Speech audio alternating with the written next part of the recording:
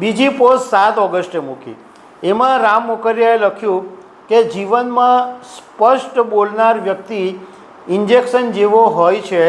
તે થોડો સમય માટે દુઃખ આપે છે, પરંતુ ફાયદો આજીવન રહે છે. રાજકોટ ભાજપની અંદર આંતરિક જૂથવાદનો એક કિસ્સો ઘણા દિવસો સુધી ચર્ચામાં છે. વાત એમ છે કે ભાજપના રાજ્યસભા સાંસદ રામ મોકરિયાને એક કાર્યક્રમની અંદર ઇન્વિટેશનમાં એમનું નામ નહોતું અને એક એવી વાત વહેતી થઈ કે રાજકોટ શહેર ભાજપ પ્રમુખે સૂચના આપેલી કે રામ મોકરિયાનું નામ ઇન્વિટેશનમાં લખવાનું નથી અને રાજકોટ મ્યુનિસિપલ કોર્પોરેશન અને ભાજપ સંગઠનના કોઈપણ કાર્યક્રમની અંદર રામ મોકરિયાને એન્ટ્રી આપવાની નથી. આ વાતની છેલ્લા ઘણા દિવસોથી વિવાદ ચાલી રહ્યો છે. અત્યાર સુધી રામ મોકરિયા કશું બોલતા નહોતા, પરંતુ છેલ્લા 2 દિવસથી એમણે સોશિયલ મીડિયા ઉપર 2 પોસ્ટ મૂકી છે જે સૂચક છે કે જે ભાજપની સામે એમનો પ્રહાર છે. તો આના વિશે હું તમારી સાથે વાત કરીશ.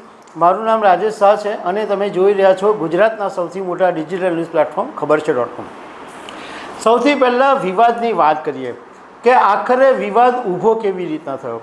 તો વાત એમ છે કે રાજકોટની અંદર વોર્ડ નંબર 13 અને વોર્ડ નંબર 14ની અંદર નંદ ઘર કરીને એક કાર્યક્રમ હતો. એના લોકાર્પણનો કાર્યક્રમ હતો અને એની અંદર ભાજપના બધા હોદ્દેદારોના નામ હતા.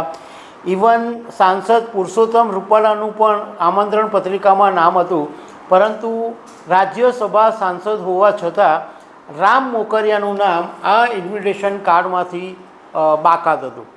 એટલે વિવાદ ઊભો થયો અને પછી મેયર અને ભાજપ રાજકોટ ભાજપ શહેરના પ્રમુખ માધવ દવે બધાએ ચોખવટ કરવી પડી.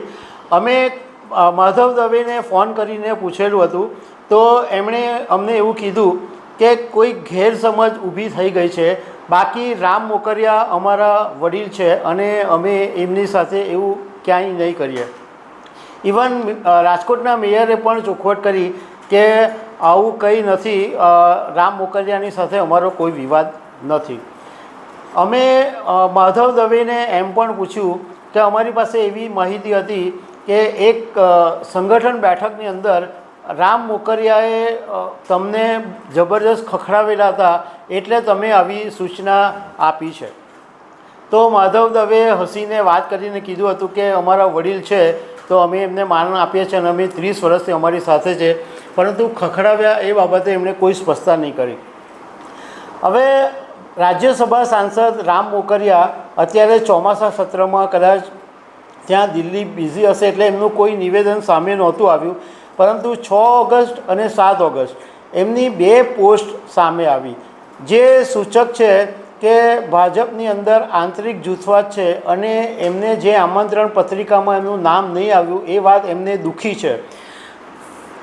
પહેલી 6 ઓગસ્ટની પોસ્ટમાં રામ મોકરિયાએ એવું લખ્યું, એમણે એક બુકનો જે પેજ છે એનો સ્ક્રીનશોટ શેર કર્યો અને આ પેજની અંદર એમની જિંદગી વિશેની વાતો લખાયેલી છે અને એ સ્ક્રીનશોટ જે શેર કર્યો એની અંદર એવું લખાયું છે કે રાજ્યસભાના સભ્ય થયા પછી રાજકોટ શહેર ભાજપ યુનિટના અધિકારીઓની સાથે ઘણી વખત માન સન્માનના પ્રશ્ને ઘર્ષણ થતા રહેતા હતા અને સ્થાનિક સ્તરે એટલે રાજકોટ સ્તરે રાજકોટ મ્યુનિસિપલ કોર્પોરેશન, રાજકોટ શહેર પોલીસ, સૌરાષ્ટ્ર યુનિવર્સિટી આ બધાની અંદર ચાલતા ગેરવહીવટ અને કૌભાંડોની અંદર એમણે સતત ઉજાગર કર્યા હતા એવું આની અંદર લખ્યું છે.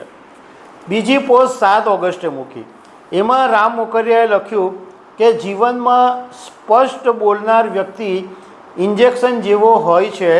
તે થોડો સમય માટે દુઃખ આપે છે, પરંતુ ફાયદો આજીવન રહે છે.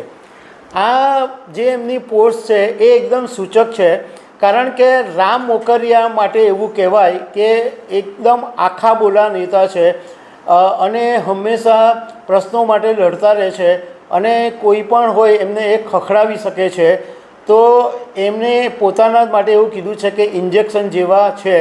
મતલબમાં રામ મોકરિયાની આ પોસ્ટથી રાજકોટ ભાજપની અંદર ફરી ચર્ચાનો વિષય બન્યું છે.